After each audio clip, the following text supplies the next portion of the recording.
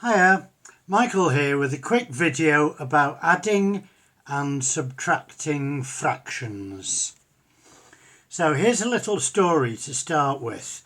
I bought a really lovely, delicious chocolate bar, and because I'm a very nice man, I decided to give half of it to my wife and a third of it to my daughter, and I was going to keep the rest for me. So there it is. So the question is, what fraction of the chocolate bar did I actually get? So what I'm really asking there is, what is a whole chocolate bar, take away a half, take away a third, how much is left? So I've got one chocolate bar, I take half of it away, I take another third away, and I've got a little bit left. How much is that little bit?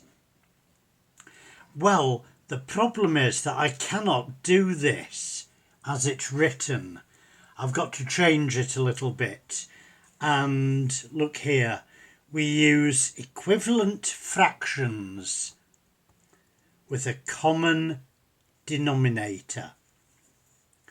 So I've got 1, well that's not even a fraction, that's just a whole number. A half, that's a fraction, and a third, that's a fraction as well. So with a half and a third, what I'm going to do is convert everything to sixths. So 1, of course, that's 6 sixths, isn't it? So that's 6 over 6. And I've got to take away a half. Now a half is 3 lots out of 6, isn't it? So that's 3 over 6. And I take away another third. Well, 1/3 is the same as 2 sixths. Now I've got 6 on the bottom. That's great. Let's neaten things up a little bit. So I'm going to put this 6 here, and on the top I've got 6, take away 3, take away 2,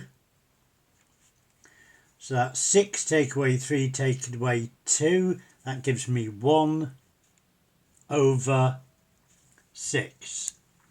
So my share of the chocolate bar is 1/6, and that's okay.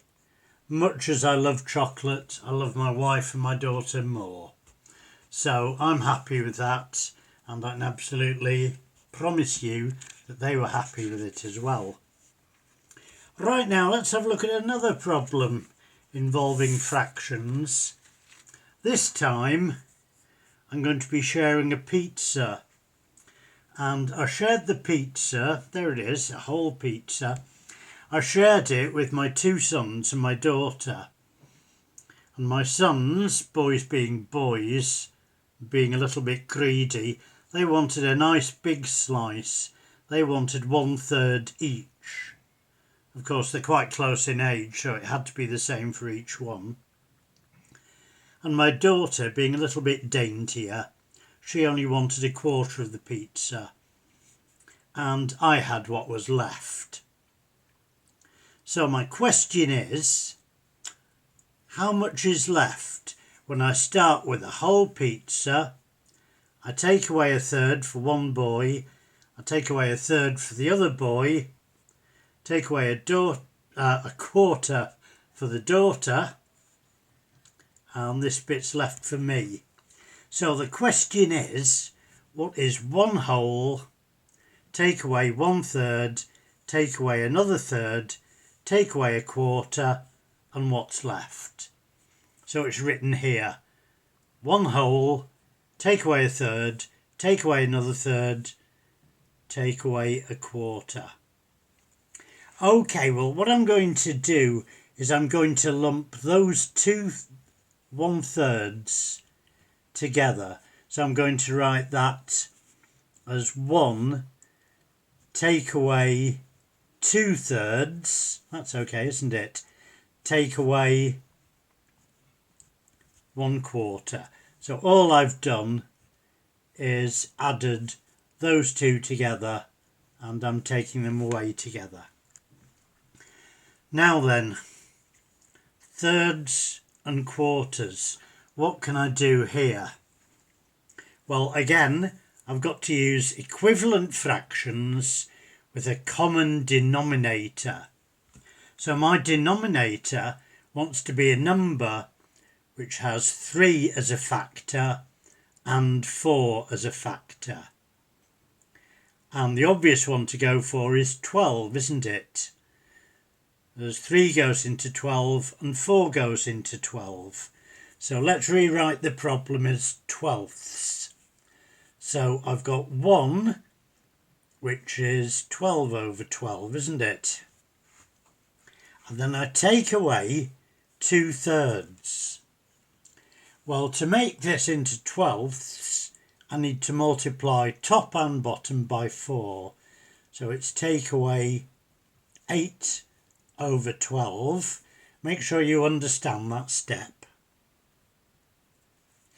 And a quarter, of course, that's easy, 3/12, isn't it? So that's minus 3 over 12. Okay, again, let me simplify this by putting everything over 12. So I've got 12 take away 8. There it is, 12 take away 8, take away 3. And 12 take away 8 take away 3 gives me 1. And of course it's 1 over 12. So what's left is 1/12 of a pizza. So that's my share.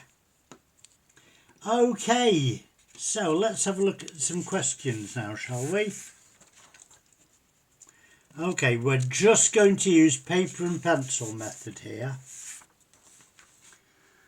So number 1, 3/4 take away 1/5. Remember, look for the common denominator. So I'm going to write it out again.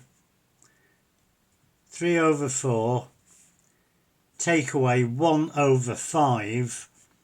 Well, my common denominator is going to be 20, because 4 goes into 20 and 5 goes into 20.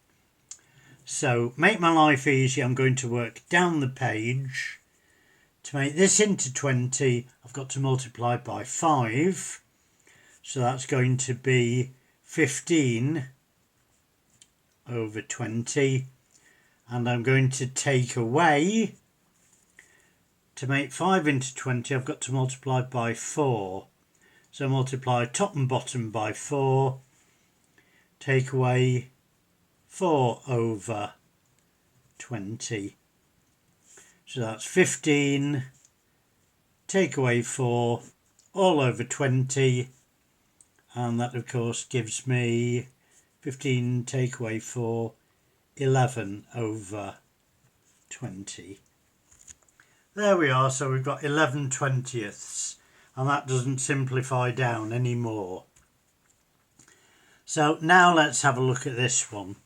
We've got a half plus a third take away a fifth. So my denominators here are 2, 3 and 5. When I look for the common denominator, let's see, 3 and 5 could be 15, but 2 doesn't go into 15. What about 30?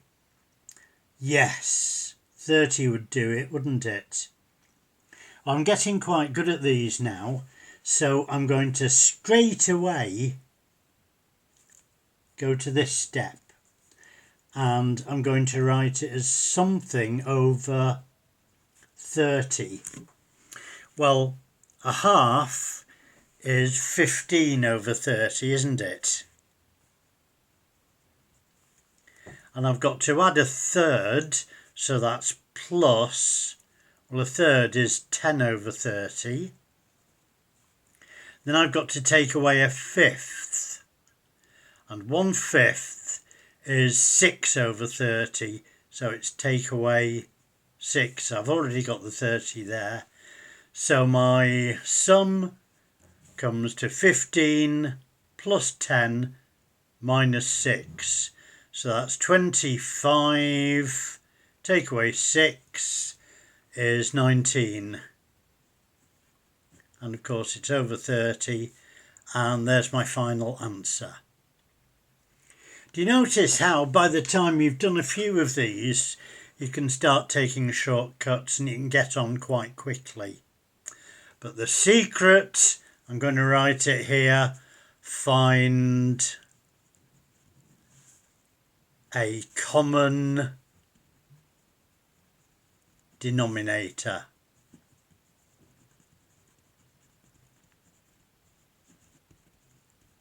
And please notice I've said find a common denominator because there's more than one.